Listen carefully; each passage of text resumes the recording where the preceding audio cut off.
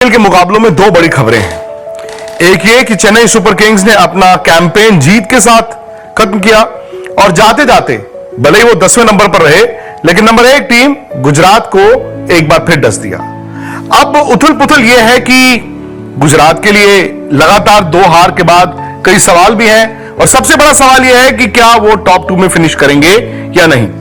दूसरी बड़ी खबर यह रही कि धोनी ने मैच के बाद आकर यह कह दिया कि आज रिटायरमेंट नहीं है बॉस। उन्होंने कहा मैं यह भी नहीं कह रहा हूं कि मैं अगले साल खेलूंगा, तब मैं यह भी नहीं कह रहा हूं कि नहीं खेलूंगा। उन्होंने कहा अगर परफॉर्मेंस और द लैक ऑफ फिट एक वजह है रिटायरमेंट अनाउंस करने की, तो फिर तो 22-22 साल के लड़के भी रिटायरमेंट लेना शुरू कर दें। उन्होंने 4-5 महीने हैं मेरे पास, रांची जाऊंगा, आराम करूंगा, अपनी बाइक राइड करूंगा, उसके बाद देखूंगा मैं और मेरा शरीर क्या कहते हैं। यानी कि उन्होंने एक तरह से इशारा दिया है कि वो अगले साल 2026 में भी आईपीएल में नजर आ सकते हैं। लेकिन अब सवाल यह है कि मुल्लापुर जो 2 मुकाबले होने हैं, क्वालिफायर 1 और एलिमिनेटर 1, उसमें कौन सी टीम आमने सामने होगी। एक हफ्ता पहले तो गुजरात ऐसा लग रहा था कि टॉप 2 में होगी ही होगी, लेकिन आज क्या हुआ है, इस हार से और बड़ी हार से 83 रनों से आप जब हारते हैं तो एक तो यह है कि आपका अपने पे विश्वास, क्योंकि 2 मैचों में देखें ना गुजरात की गेंदबाजी पिटी है। 235 खा रही है, आज 230 खा रही है, और आज 230 खाए इन्होंने चेन्नई से, यानी कि गेंदबाजी थोड़ी सी कमजोरी तो है। राशिद खान का ना चलना मुझे लगता है इनके लिए एक बहुत बड़ा झटका है। प्लस अरशद से बॉल कराएं या किसी और से कराएं, वो सपोर्ट नहीं हो पा रही। सिराज फिर भी चल रहे हैं, प्रसिद्ध कृष्णा आउटस्टैंडिंग है, लेकिन सपोर्ट नहीं है। और जब आप बड़े मुकाबले आईपीएल जीतने की बात करेंगे तो शायद ये सबसे बड़ी सरदर्द होगी गुजरात के लिए, उनकी बॉलिंग। दूसरी बड़ी सरदर्द क्या है, जॉस बटलर, वो भी जा रहे हैं। और आपने देखा है ना, गुजरात जब जीत रहा था तो उनके 1, 2, 3 यानी कि साई सुदर्शन, शुभमन गिल और जॉस बटलर लगातार रन बना रहे थे। लेकिन 2 मैचों में ऐसा हुआ कि वो जल्दी आउट हो गए तीनों। एंड द मोमेंट तीनों जल्दी आउट हो जाते हैं, भले ही पिछले मैच में शाहरुख ने 50 बनाए, लेकिन आज क्या हुआ, आज तो टीम 147 रनों पर एक अच्छी बैटिंग विकेट पे ऑल आउट हो गई, यानी कि मध्यक्रम। और अब जब बटलर भी नहीं होंगे तो बिना बटलर के टीम क्या करेगी। गुजरात के पास सरदर्द तो है, टीम जबरदस्त है, अभी भी पॉइंट्स टैली पर नंबर 1 है, लेकिन सरदर्द है। पॉइंट्स टैली एक बार समझ लेते हैं। पॉइंट्स टैली आपको यह बताती है कि इस वक्त गुजरात नंबर 1 है, अपने मैचेस खेल चुकी है। अगर आप चौथी टीम यानी कि मुंबई की बात करें, वो 13 मैच में है, वो 16 पॉइंट पे बैठी है। गुजरात 14 मैच में 18 पर बैठी है। लेकिन जो 2 टीमें बीच में आपको दिख रही हैं, पंजाब और बैंगलोर, इन्होंने भी 13-13 मैच खेले, ये 17-17 पॉइंट पे हैं। यानी कि मुंबई इवन स्कोर पे चल रहा है, गुजरात इवन पे चल रहे हैं, और बैंगलोर और पंजाब क्योंकि एक मैच इनका नो रिजल्ट आया था, तो ये ऑड नंबर्स पर चल रहे हैं। यानी कि मंडे और ट्यूसडे, सोमवार और मंगलवार दोस्तों तय करेंगे किसकी किस्मत किससे जुड़ी हुई है।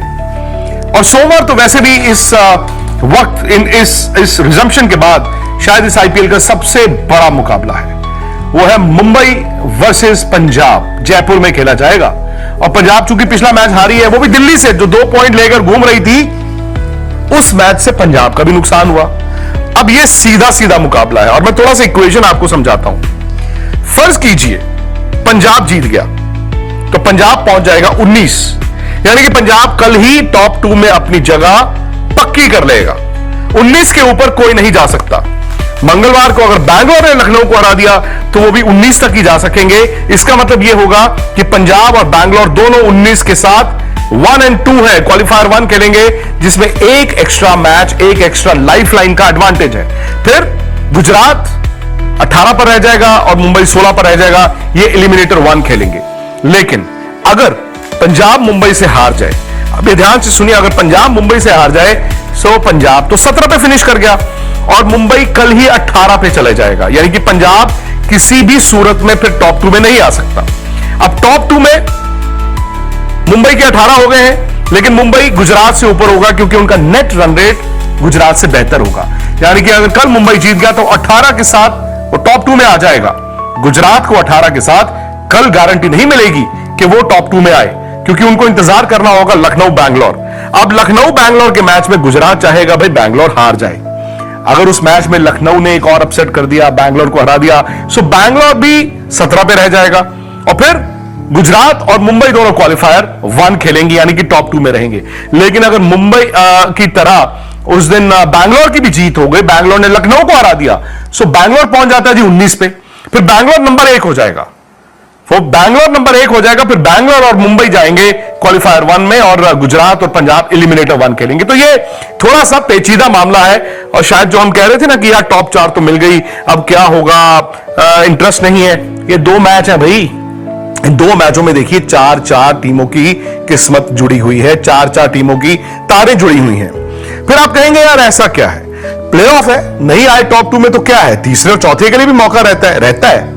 लेकिन वो जो 1 और 2 के पास एक एक्स्ट्रा लाइफलाइन होती है, वो बड़ी कमाल की लाइफलाइन है, क्योंकि 2008 से 24 तक आईपीएल के इतिहास में सिर्फ एक मर्तबा ऐसा हुआ है जहां टीम टॉप 2 में फिनिश ना की हो फिर भी आईपीएल जीत गई हो। हैदराबाद ने 2016 में किया था। तो टॉप 2 में आना मतलब भाई वो तो अब थोड़ा मुश्किल चारों टीमों के लिए हो गया है। लेकिन मुंबई एक ऐसी टीम है जिसकी तकदीर अपने हाथ में है, बैंगलोर एक ऐसी टीम है जिसकी तकदीर अपने हाथ में है, पंजाब भी ऐसी टीम है जिसकी तकदीर अपने हाथ में है। जो भी इन तीनों में से 2 टीमें जीतेंगी वो टीमें सीधा 1 और 2 खेलेंगी। और गुजरात की तकदीर शायद आज अपने हाथ में नहीं है, वो इंतजार करेगी कि पंजाब और मुंबई के मैच में क्या हो, वो इंतजार करेगी उससे ज्यादा कि बैंगलोर और लखनऊ के मुकाबले में क्या हो, क्योंकि पंजाब और मुंबई में से जो भी जीतेगा वो तो क्वालिफाई कर ही जाएगा 1 और 2 में। लेकिन अगर बैंगलोर हार गया फिर गुजरात का चांस होता है। तो ये थोड़ा पेचीदा मामला है। लेकिन सोमवार मंडे एक बड़ा मुकाबला, पंजाब वर्सेस मुंबई। स्पोर्ट्स तक पर रहेंगे एक साथ, पिज्जा हट से पिज्जाज भी मंगवाएंगे।